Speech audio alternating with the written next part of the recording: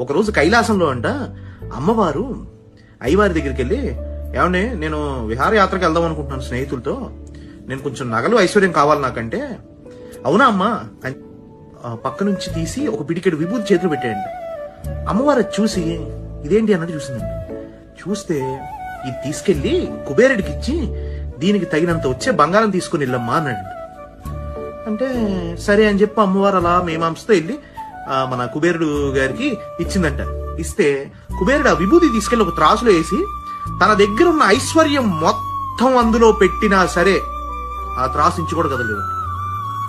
దీన్ని బట్టి అర్థం అవ్వాల్సిన విషయం ఏంటి అంటే, ఆయన విభూతికి సాటి వచ్చింది విశ్వంలో ఇంకేం లేదు. ఆయన శక్తికి సమానమైనది విశ్వంలో ఏమీ లేదు. ఆయన దగ్గర లేనిదంటూ ఏదీ లేదు. కానీ ఆయన దగ్గర ఉన్నది ఏది ఆయన ఉంచుకోకుండా అందరికీ ఇచ్చి ఒక యోగిలా, ఒక త్యాగిలా తిరిగేవాడే నా తండ్రి శంకరుడు. ఈశ్వరుడంత గొప్పవాడు, శివుడంత గొప్పవాడు.